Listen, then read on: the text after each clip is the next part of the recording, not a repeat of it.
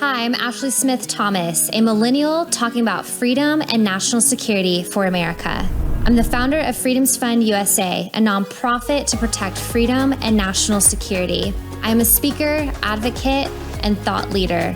I spent 2016 saving Christians targeted by ISIS in the Middle East. This was truly an eye-opening and life-changing experience as I watched and learned from my fellow Christians who longed for freedom. It was that experience that became the inspiration to start this show. In this show, come with me as I interview experts about key freedom issues in America and how we can protect freedom. Because if we lose our freedom, how can we bring freedom to the whole world? Let's take action together and let freedom ring.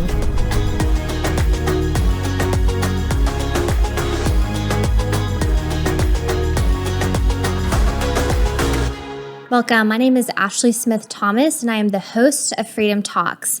Today, I'm going to do something a little bit different. As you know, this show is to educate Americans on key freedom and national security issues that impact our nation. And when I go out and I speak all throughout various parts of the DFW Metroplex, many people have asked me, what can we do to protect freedom? How do we protect freedom in our communities? Well, in order to protect freedom in our community, we need to understand the threat first. So today I'm going to give you this actual presentation that I've given to many clubs because it has been one of the most requested presentations. And today I'm going to present it to you, and I hope that you find it educational, informative, and empowering you to go take action to protect freedom. So let's get started. So today I want to share with you a critical moment that we are facing as a state and nation. We see the horror that is happening at the Texas-Mexico border right now, the debacle in Afghanistan, the disruption of the economy, the loss of hope in our election process, the mistrust among leaders, division among classes and races, and the removal of free choice when it comes to the COVID vaccination. The stripping of our freedoms and the destruction of America's principles and values is not by accident. The battle is brewing. There is a battle. But it's not between Republicans versus Democrats. It's not between liberals versus conservatives. It is between truth versus deception, good versus evil. It is between freedom versus communism. In 1799, Patrick Henry gave a public speech denouncing arguments from the Virginia's and Kentucky's legislature pertaining to states' rights and federal authority. He said, quote, "Let us trust God and our better judgment to set us right hereafter. United we stand, divided we fall. Let us not split into factions which must destroy that union upon which our existence hangs," end quote. Patrick Henry was an attorney, a politician, and one of America's founding fathers, and he's best known for the quote, "Give me liberty or give me death." In our society, we see a movement destroying our nation's values, our traditions, and principles. We see them denouncing our heritage and demonizing our founding fathers as they spread lies that America was built on systemic racism. United we stand, divided we fall. Today, I'm here to ensure that we remain united as we stand, speak, and act to counter this blatant assault on America and our freedoms. In the famous words of Dietrich Bonhoeffer, not to act is to act, not to speak is to speak, for silence in the face of evil is evil itself. Many times I asked how we can defend our communities from socialist and communist ideologies. How do we protect our freedoms in our communities? First, in order to defend our communities, we must understand the threat and the enemy and begin calling things out for what they are. The days of political correctness are over. We must be bold and courageous to speak truth. Scripture says that the righteous are as bold as a lion. May we all be bold as a lion and not afraid to speak up and speak truth, even if it's not popular. Because we are not dealing with a socialist ideology. We're dealing with trained Marxists who are attempting to usher in a complete communist revolution. We're dealing with communism under the banner of socialism, as socialism is merely the transition phase to a complete communist takeover. And don't think for one moment that China is not involved with what is happening in the U.S., but I will save that for a later time. In America, we're seeing the ushering in of communism through various Marxist movements, politicians, the censorship, and the stripping of our First Amendment right, the attack on religious freedom, identity politics, and the communist propaganda in our education system through critical race theory. We see the cancel culture movement suppressing our freedoms of speech, thought, and consciousness as they attack our values, our principles, and traditions as a nation. In July of this year, Democrats and 67 Republicans had voted to remove Confederate statues and busts from the Capitol building. We have a Speaker of the House who is literally ignoring the rule of law as she rushed the For the People Act, which federalizes the election process and strips states of their right to enforce their own election integrity and election process. It passed the House and is now in the Senate. Then last week, we saw the horror at the border as 16,000 illegal immigrants crossed over into Del Rio, Texas. Also last week, the U.S. House passed a bill called the Build Back Better Act. Try saying that 3 times fast, which is a budget that allows amnesty to 11 million undocumented immigrants inside the United States. And really what the Build Back Better Act is it's a budget bill, but they snuck in the amnesty. And they also are saying in the bill that they will create 400,000 jobs for those immigrants. But what about Americans first? What about our veterans who are seeking job opportunities? Or what about the homeless that are in San Francisco or even in Austin, Texas? Why are they not getting a job? Why are jobs not being created for them? A friend of my husband reached out to us a couple weeks ago. He works with the United States government, and he had warned us that there's a movement on Capitol Hill to legitimize and recognize the Taliban, which means that our U.S. taxpayer dollars would be funding the Taliban. Through my organization, Freedom's Fund USA, we had written a letter for those who are interested in contacting their representative, encouraging their representative on Capitol Hill to stop and block all funding and the recognition of the Taliban. Not one penny should be going, of our taxpayer dollars, should be going to the Taliban. The Taliban is not a government. They are a terrorist organization. This shouldn't even be a partisan political issue. This should be a national security issue. And it's sad to see that there are people on Capitol Hill who actually want to legitimize and aid and fund this terrorist organization, and it needs to stop.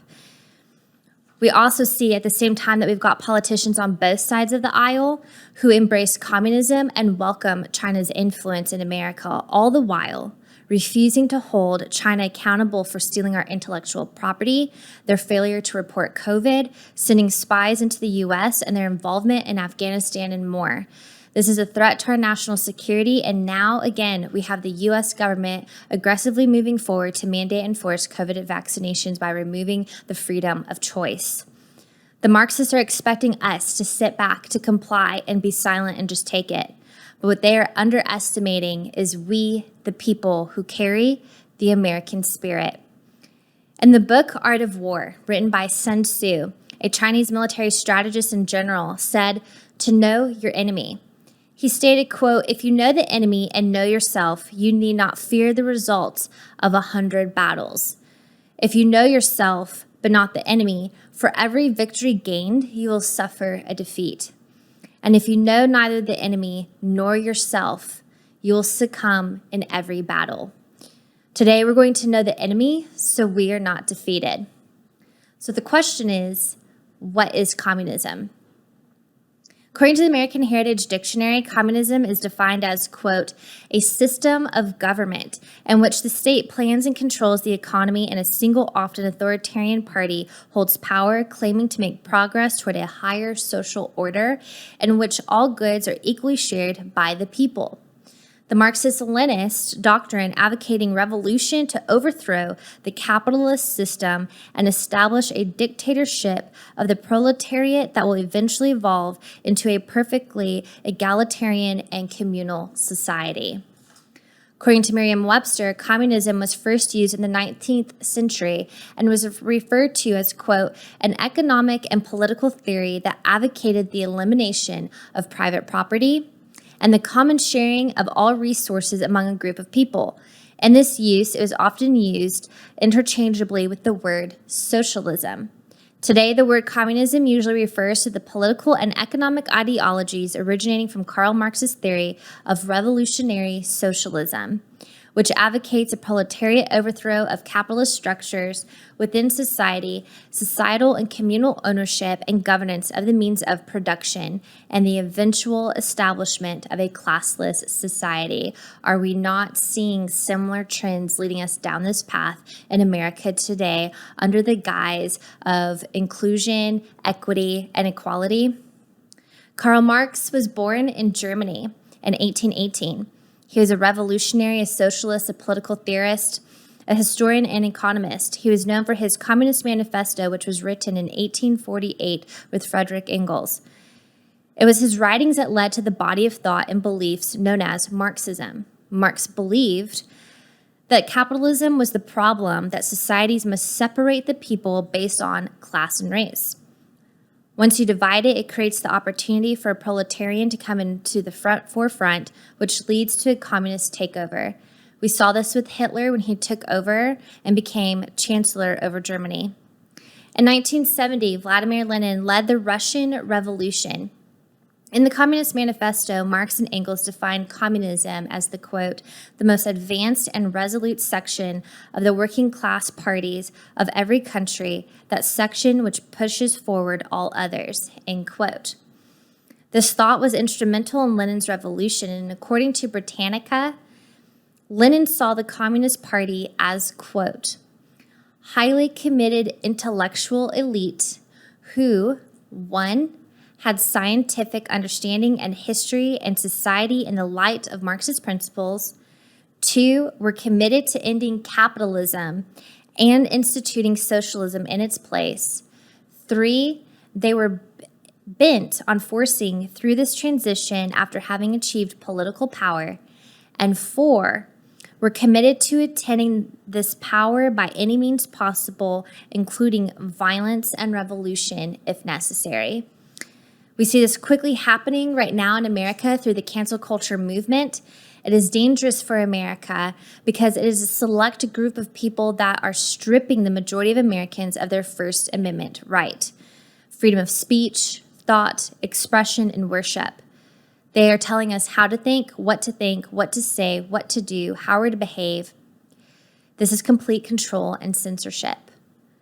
Notice that the cancel culture mob is targeting conservatives, Republicans, Christians, Jews, and in some cases even Democrats, or even those who have opposing views than them.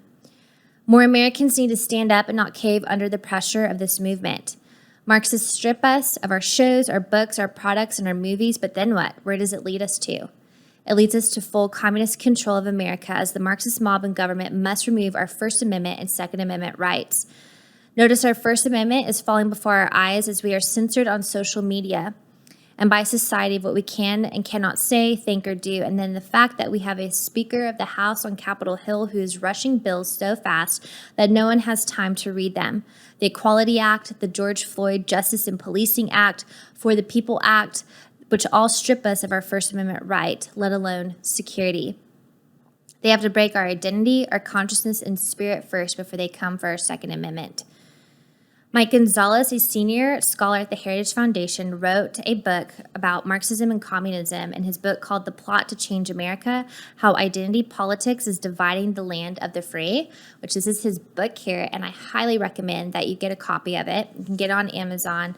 Very highly academic and very educational, because in his book he shares that post-World War I, fascist Italy and communist Germany sent philosophers to the Frankfurt School in Germany. This is where many of the Marxist ideologies, including critical theory, was housed. And after World War II, many Germans affiliated with Nazism fled to the United States and even served within our government. These individuals had ties to the Frankfurt School and began teaching in our universities. Marxist ideologies have infiltrated our education system for decades, and now we have a generation that thinks that Marxism and communism is okay and capitalism, living a free, productive life, is bad. And believe it or not, Marxism teachings have actually infiltrated our U.S. military. In addition, we have leaders on Capitol Hill who are working to cancel pronouns. No longer are we allowed to say he, she, her, him, mother, father, brother, sister, grandma, grandpa, or cousin. Apparently, we're not allowed to say those words.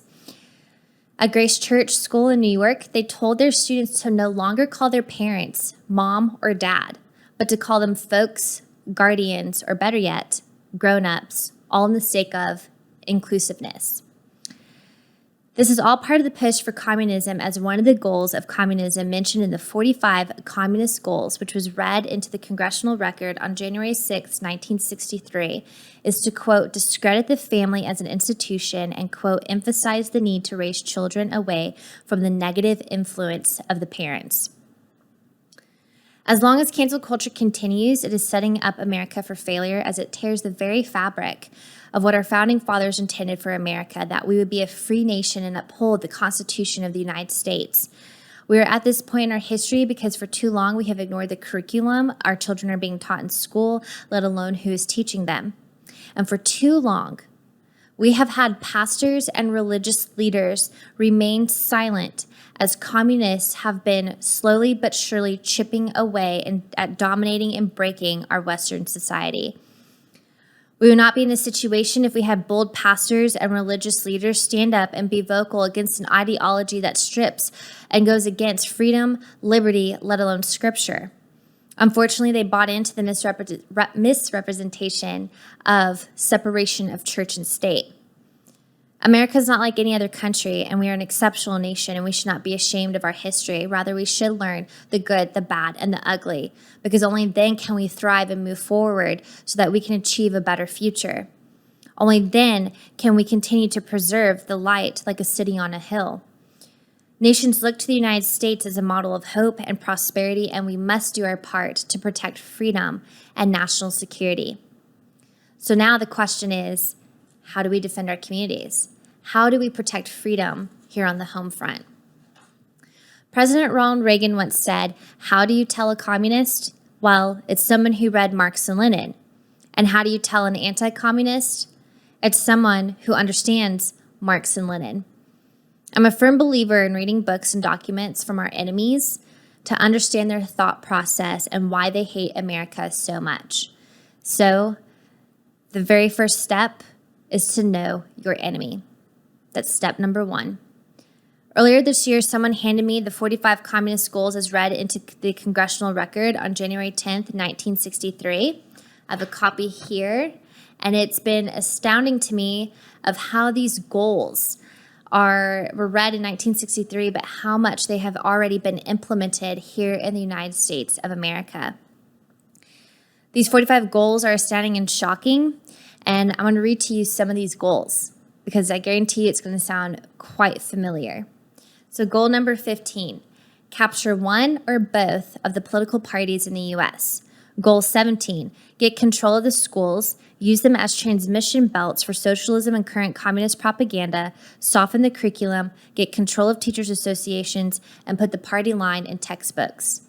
Goal number 21, gain control of key positions in radio, TV, and motion pictures.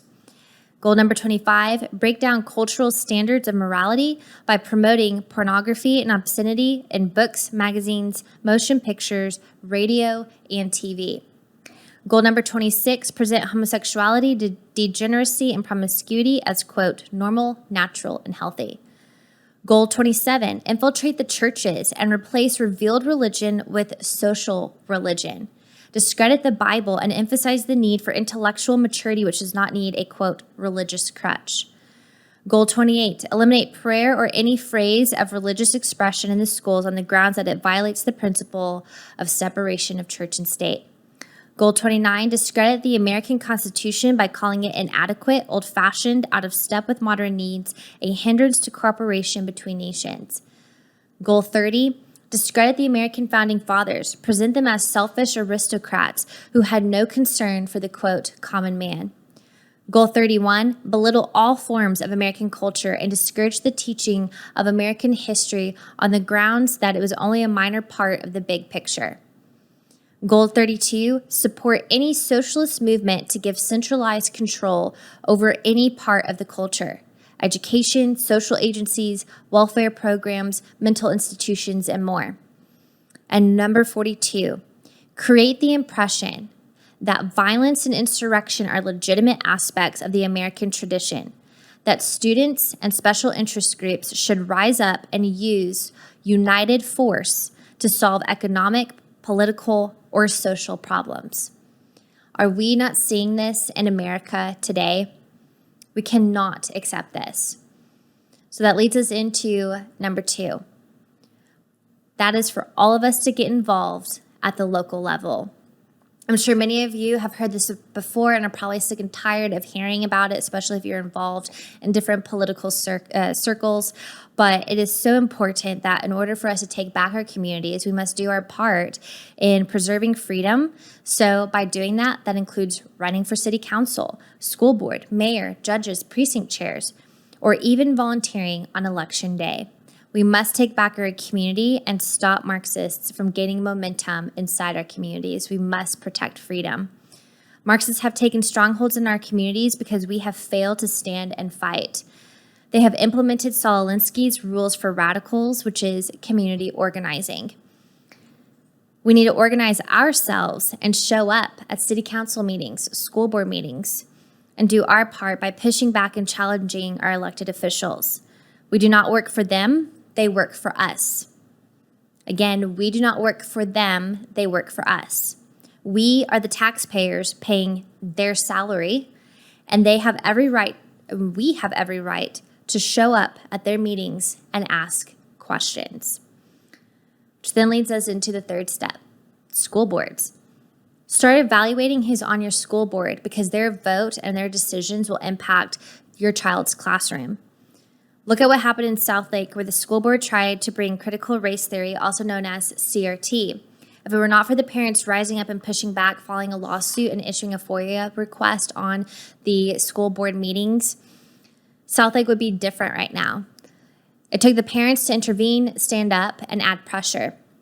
The fight is not over, but they made national news by standing up. And the only way that we can stop CRT and this Marxist teaching from entering our schools is by standing up and saying enough is enough and doing our part to form a network of parents and issue a FOIA request on the school board meeting notes and also the meetings that they have behind closed doors.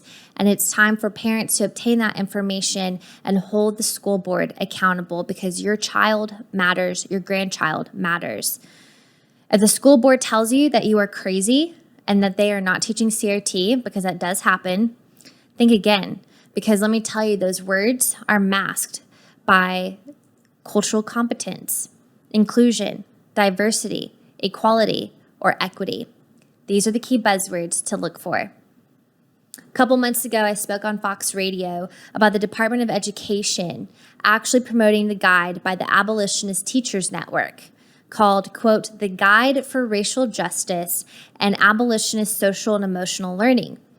It was basically a form of critical race theory, and the Biden administration quickly denounced it after that they got caught, but former Secretary of Education Betsy DeVos, who served under the Trump administration, was vocal against the Department of Education for pushing and promoting critical race theory.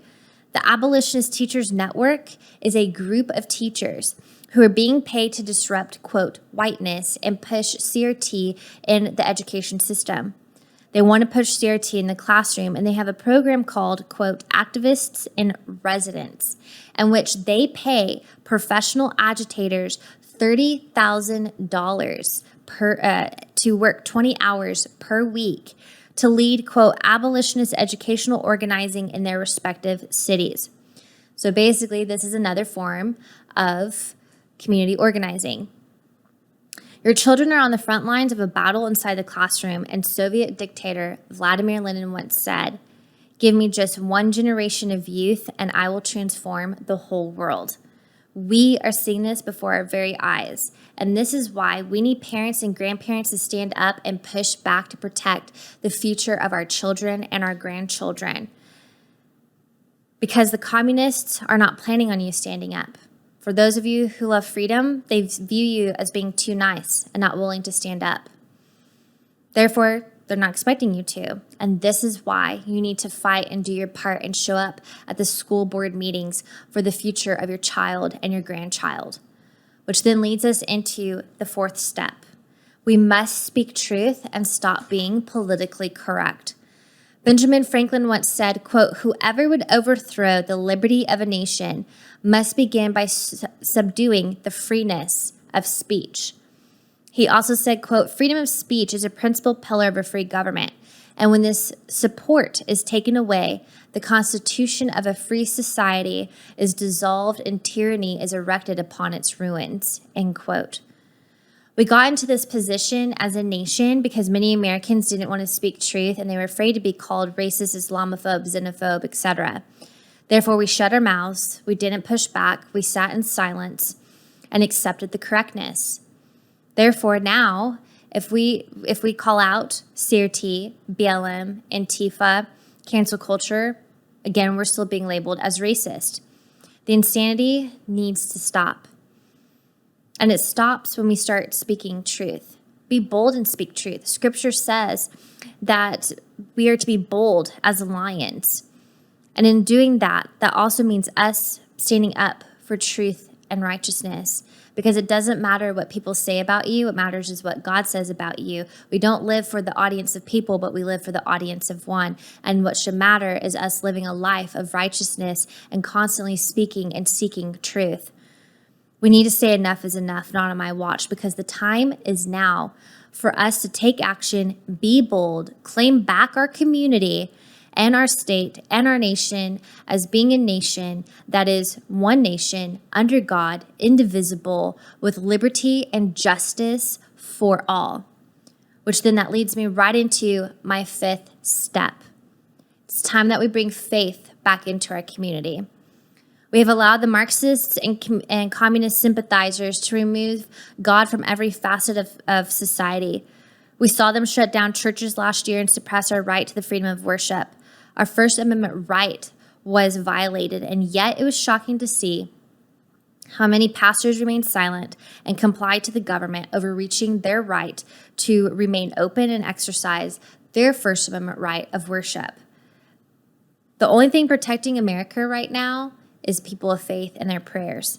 However, the danger comes when we have a government that believes that they are God and that they will dictate to you how you will live. A communist government says that the government will meet your needs, that they will take care of you, they will tell you what you'll become, they will tell you to worship them, for you can have no other God. President Reagan once said, quote, "The most terrifying words in the English language. I'm from the government and I'm here to help." In 2016, I was the project manager over a private fund to rescue and resettle persecuted Christians that were targeted by ISIS there in the Middle East and during the horrific things that had occurred back in 2015 and 2016. And when I met families and had actually heard their stories, it was heartbreaking to hear how many of them stared evil face to face. These families lost everything, including loved ones, because they had actually refused to renounce their faith in Jesus Christ, even though they were met by the sword. I want to live my life with that kind of bold faith, and people in America don't realize how blessed we are to practice our faith and to have freedom to worship God without fear of retribution. I can't tell you how many people across the globe long to have that freedom to worship God without fear. But here in America, we take it so for granted. I heard from Christians and pastors, I can't tell you how many times I've heard this. "Oh, that only happens there. That will never happen here." Well, let me tell you, it's here and it's happening. And it's not to the extreme that we're seeing in the Middle East yet, but the groundwork has already been laid right now. And Christians and other religious individuals need to open up their eyes and see what is taking place, especially pastors and rabbis. They need to open up their eyes and see that the religious persecution is here and it would only gain momentum if they remain silent. Therefore, we can't remain silent. We need to stand up for freedom, let alone religious freedom, and bring God unashamedly back into our community. It was interesting because last fall, my husband and I were at an antique store there in McKinney, Texas. And as we were walking around, I happened to look down and saw this little red book. And it totally caught my attention because it was misplaced, not where it was supposed to be. And the title caught my eye, "The Communist Interpretation of Peace."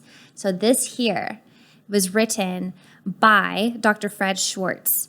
This book is the speech that he delivered in the Congressional Dining Hall on February 27th, 1953. He was invited by Reverend Billy Graham to speak before congressional leaders. Dr. Schwartz was from Brisbane, Australia, and performed his medical practice, general and psychiatry in Sydney, Australia. Dr. Schwartz was also a preacher who saw the rise of communism infiltrating universities. He began to study the thought process and movement of communism and went on world tours to bring awareness and expose the communist movement that posed a threat to society. There are 4 statements that are revealing as we are seeing this today in America. And these 4 statements that he mentioned in his speech are just so timely.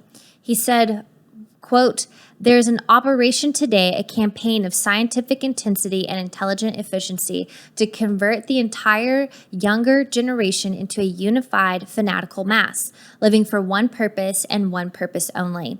And that is to sacrifice their lives to destroy what they consider to be the most evil and vile thing on earth, namely your country, America."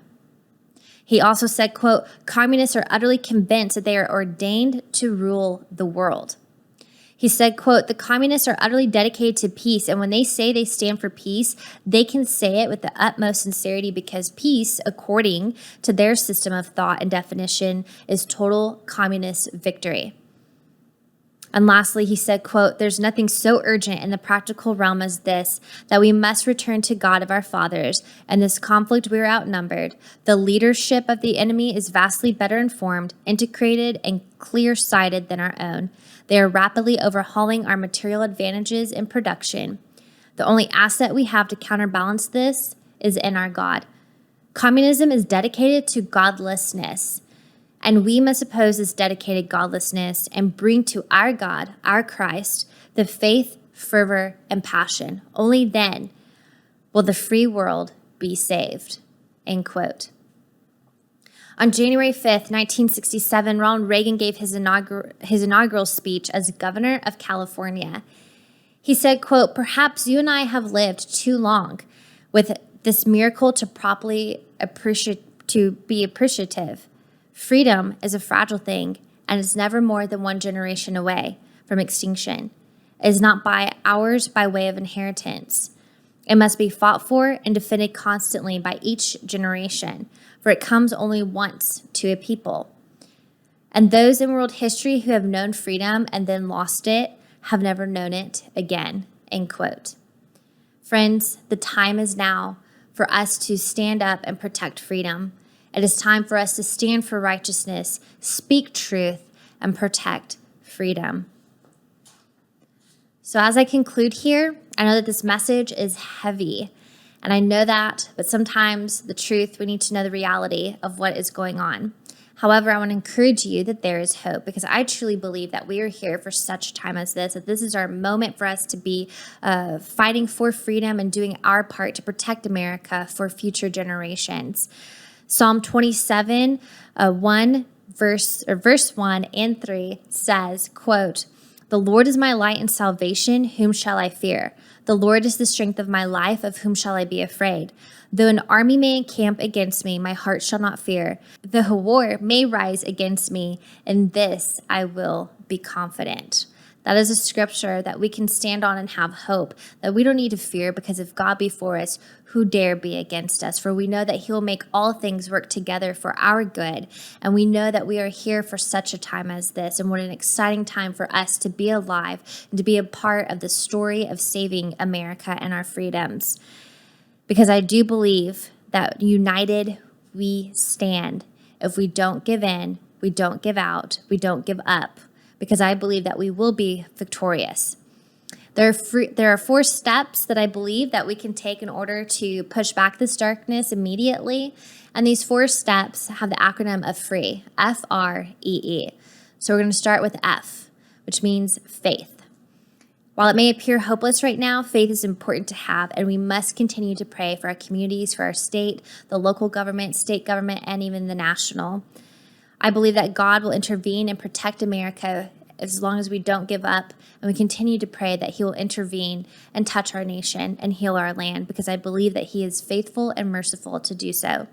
President Ronald Reagan once said, "Evil is powerless if the good are unafraid." Well, it's time for us to be unafraid and to just continue to pray for our nation and pray that eyes will be open, ears will be open to hear and see the truth.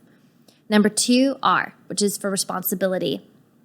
We have a responsibility to inform our family and friends the true meaning of communism and what is happening in America. We have a responsibility to also encourage them to research and critically think for themselves in regards to the communist movements that are taking place.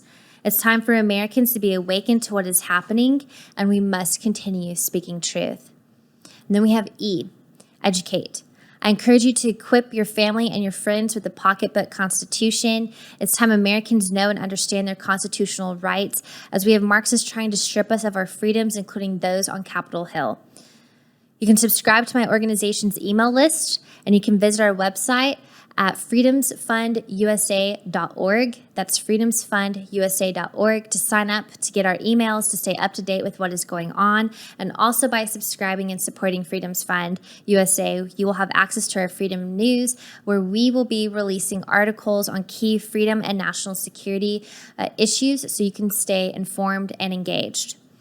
And then lastly, E, which also means engage.